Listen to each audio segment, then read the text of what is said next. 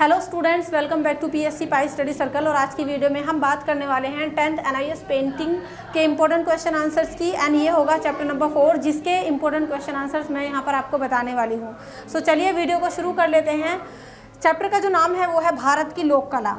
Chapter number 1, 2, 3 इससे पहले मैं ऑलरेडी आपके साथ डिस्कस कर चुकी हूँ। इन सभी के इंपॉर्टेंट क्वेश्चन आंसर्स आपको डिस्क्रिप्शन बॉक्स में मिल जाएंगे, तो प्रॉपर तरीके से सारे चैप्टर्स को आप तैयार कर लीजिए। और बात करूँ सारे के सारे चैप्टर्स के नोट्स की, तो मैंने हिंदी प्लस इंग्लिश मीडियम में सारे चैप्टर्स के आपके नोट्स बनवाए हुए हैं।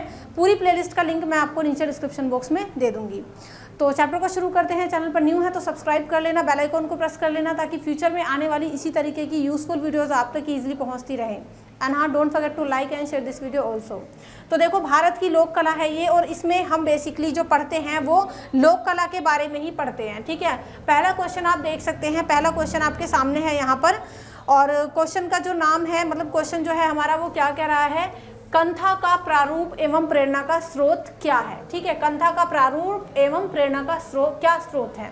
तो स्रोत आपको यहाँ पर बताना है, यानी सोर्स आपको बताना है। सोर्स किस चीज़ का? कंथा का। तो देखिए आंसर जो है इसका, गाइस आंसर देख सकते हैं, ग्रामीण प्राकृतिक चित्र, यानी गाँव के जो नेचुरल ब्यूटी के चित्र होते हैं वो, इसके अलावा कर्मकांडी मंडाला, नित्य के जीवन उपयोग की आसपास की वस्तुएं, यानी जो हम डेली यूज़ में चीज़ों को यूज़ करते हैं उनकी वो सारी की सारी चीज़ें, वो सारी वस्तुएं। इसके अलावा ग्रामीण त्योहार, सर्कस तथा ऐतिहासिक ख्याति के व्यक्ति, ये सब क्या हैं? ये सब हैं कंथा का प्रारूप एवं प्रेरणा के स्रोत। तो ये चीज़ आपको ध्यान रखनी है। ये कुछ पर्टिकुलर चीज़ों के नाम हैं जो आपको पता होने चाहिए कि ये सारी चीज़ें कंथा के प्रारूप एवं प्रेरणा के स्रोत हैं।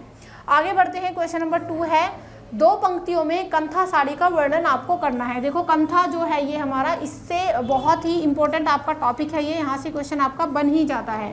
तो 2 लाइनों में आपको कंथा साड़ी का वर्णन करना है। दैट मीन्स कंथा जो साड़ी होती है उसको डिस्क्राइब करना है। आंसर है श्रृंखलाबद्ध टांके तथा सफ़ेद, हरे, बैंगनी, लाल, भूरा, पीला तथा काले आकार के घोड़े, राजा, चिड़ियाँ तथा इसके अलावा मधुमक्खियाँ, है ना। तो ये सारी चीज़ें क्या हैं? ये कंथा साड़ी पर एक तरीके से जो है डिस्क्राइब की जाती है। ठीक है, यानी श्रृंखलाबद्ध तरीके से टाँके लगाए जाते हैं। सफ़ेद, हरे, बैंगनी, लाल, ये सारे कलर्स हैं इसमें, है ना। भूरा, पीला, तो इन आकार के घोड़े होते हैं, इस पे राजा होते हैं, चिड़िया तथा मधुमक्खियाँ। तो जब आप ये क्वेश्चन आप तैयार करें तो आप कोशिश करें कि सामने अपनी बुक रख करके बैठे, क्योंकि बुक में सारी जो है चित्र आपको मिल जाएंगे। तो जब आप चित्र को भी देखेंगे, साथ ही साथ क्वेश्चन आंसर्स तैयार करेंगे, तो और ईजी पड़ जाता है आपको उनको तैयार करना। चलिए बढ़ लेते हैं थर्ड क्वेश्चन की तरफ। तो थर्ड जो हम लोग का क्वेश्चन है वो आपके सामने है। थर्ड क्वेश्चन है, लोक कला क्या है। तो लोक कला क्या है ये भी आपको पता होना चाहिए। आंसर है लोक कला का अर्थ। तो लोक कला का देखो अर्थ यहाँ पर दिया हुआ है, भारत की लोक कला में आर्यों से पहले की, ठीक है, संस्कृति की छाप, यानी जब आर्य आए थे उससे पहले का जो कल्चर था, जो संस्कृति थी, उसकी स्पष्ट यानी क्लियर छाप दिखाई देती है। पूरे भारत के पारंपरिक जीवन में अलग अलग तरीके के धर्म, संप्रदाय तथा विश्वास साथ साथ पनपते हैं। आप देख सकते हैं हमारा भारत है, अनेकता में एकता की ये एक तरीके से मिसाल कायम करता है। अलग अलग तरीके के अलग अलग धर्म हैं यहाँ पर, संप्रदाय हैं, अलग अलग लोगों के विश्वास हैं सभी के, लेकिन ये सब कैसे रहते हैं? साथ साथ रहते हैं और पनपते हैं। इसके अलावा तंत्र, शक्ति, वैष्णव तथा बौद्ध जैसे संप्रदाय लोक कलाकारों के जीवन में महत्वपूर्ण हैं। तो लोक कलाकारों के जीवन में ये सारी चीज़ें महत्वपूर्ण हैं। ग्रामीण समाज की कला तथा शिल्प कौशल की वस्तुओं की आवश्यकताएं, ठीक है, ये आपको पता होनी चाहिए। ग्रामीण समाज की कला तथा शिल्प कौशल की वस्तुओं की आवश्यकताएं जो स्थानीय कलाकार होती हैं, स्थानीय कलाकारों तथा शिल्पकारों द्वारा पूरी होती हैं। ठीक है, यानी जो गांव के समाज की कला और शिल्प कौशल की वस्तुएं होती हैं, उनकी जो ज़रूरतें होती हैं, उनको कौन पूरा करता है? उनको स्थानीय कलाकार और शिल्पकार जो है पूरा करते हैं। तो ये हमने क्वेश्चन देखा है कि लोक कला क्या है। लोक कला का अर्थ आपको पूरा पता होना ज़रूरी है। चलिए आगे बढ़ लेते हैं।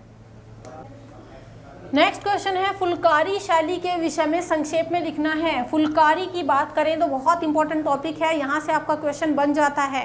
संक्षेप में आपको बताना है फुलकारी शैली के बारे में। तो देखो, फुलकारी शैली का संक्षिप्त विवरण, संक्षिप्त का मतलब छोटा सा विवरण आपको देना है। फुलकारी का वास्तविक अर्थ क्या होता है? वास्तविक अर्थ होता है फूलों का काम। फुलकारी का मतलब फूलों का काम, यानी ऐसी रचनाएं जिसमें फूलों का काम हो। बेसिकली ये कपड़े पर की जाती है, तो फुलकारी का अर्थ होता है फूलों का काम। ये नाम एक प्रकार की कढ़ाई है। कढ़ाई जैसे कि आप देखते हैं कपड़ों पर कढ़ाई रहती है, विभिन्न विभिन्न प्रकार की, रेशम की कढ़ाई है ना, और इसके अलावा सूती धागे की कढ़ाई, बहुत तरीके की कढ़ाइयाँ होती हैं कपड़ों के ऊपर। तो ये नाम जो है वो एक तरीके की कढ़ाई है, जिसे पंजाब में, फुलकारी कहाँ की कढ़ाई है? पंजाब की कढ़ाई है। तो पंजाब में क्या होता है, जो गाँव की महिलाएं होती हैं वो इसको करती हैं, इस काम को वो करती। क्या काम है? फुलकारी का काम है, हाथ से इसको कढ़ाई को किया जाता है।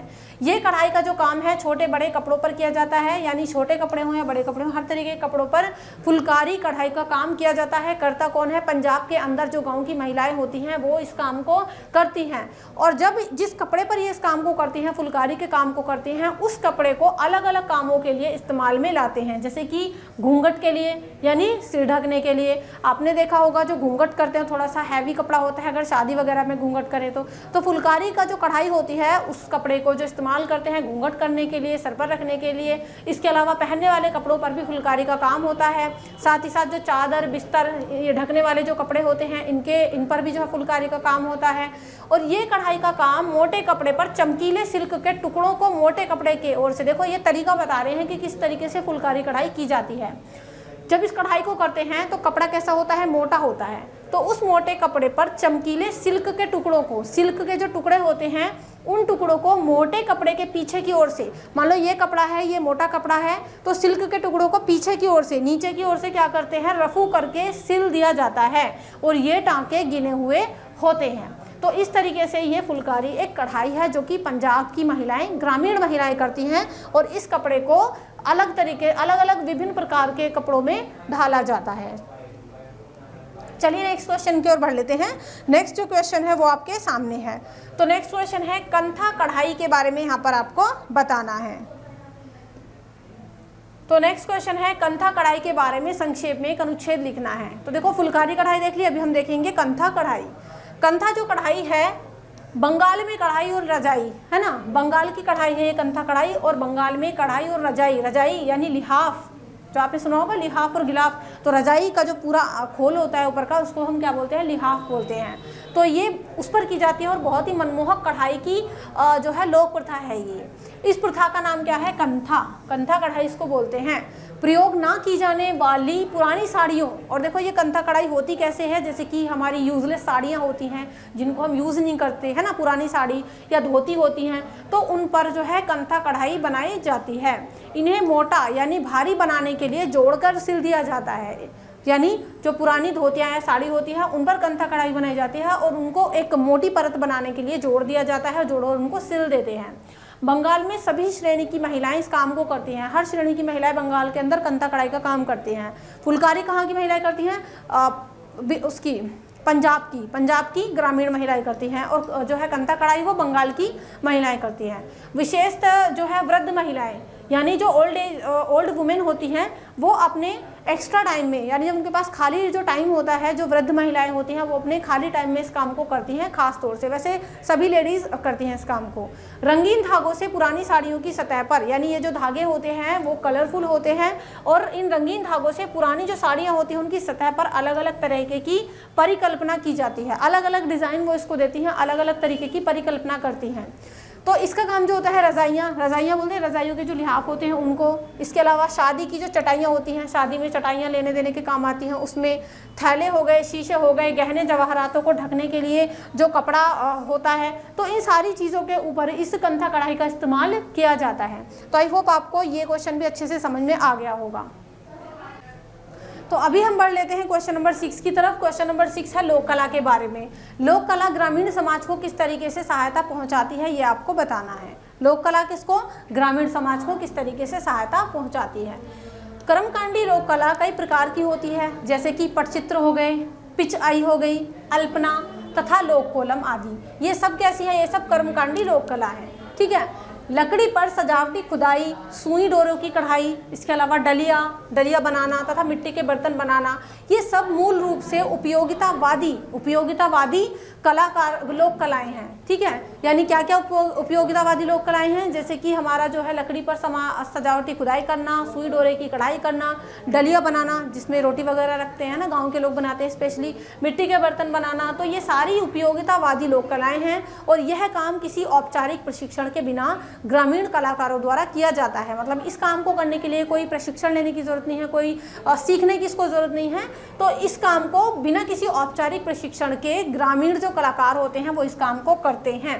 यह कला जो है वो पीढ़ी दर पीढ़ी दोहराई जाती है। मतलब एक पीढ़ी ने इस काम को किया, फिर वही जो उनके बच्चे आने वाले टाइम में खुद ही सीख लेते हैं, जो काम वो अपने घर में होते हुए देखते हैं। तो ये काम पीढ़ी दर पीढ़ी इस तरीके से चलता है और इस काम को पीढ़ी दर पीढ़ी दोहराया जाता है। एग्जाम्पल के तौर पर पक्की मिट्टी से बने खिलौनों की परिकल्पना में मुश्किल से कोई परिवर्तन आया है। जो पक्की मिट्टी के खिलौने होते हैं, पक्की मिट्टी के जो खिलौने होते हैं उनका जो ढांचा है उसमें मुश्किल ही कोई चेंज आया होगा। ये पीढ़ी दर पीढ़ी चला आ रहा है। 5000 वर्ष पहले भी हड़प्पन संस्कृति के दौरान इस तरीके के खिलौने बनते थे। कब? अब से 5000 साल पहले भी, जब हड़प्पा सभ्यता थी, तो उस टाइम में भी इसी तरीके के मिट्टी के खिलौने बनते थे।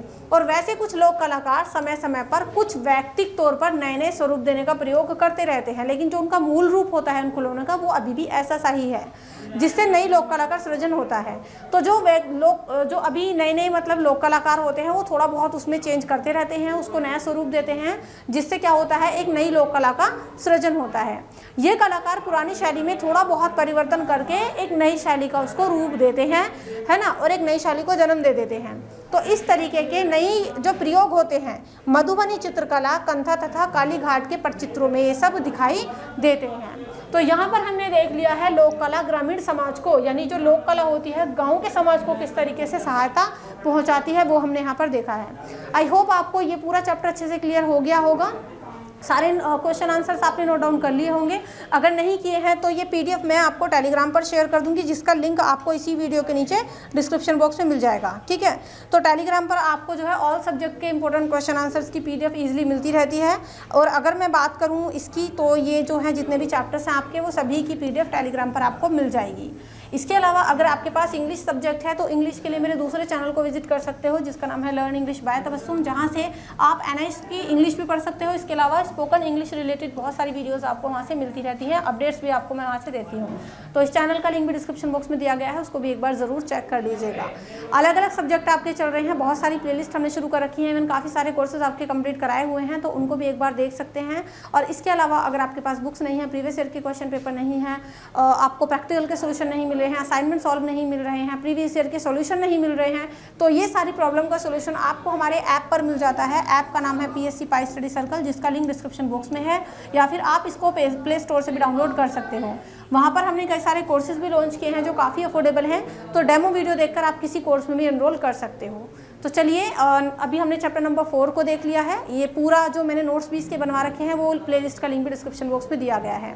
सो नेक्स्ट वीडियो मिलते हैं। Do like, share, comment and subscribe. See you in the next video. Till then keep studying in Pi Study. Thank you so much and good bye.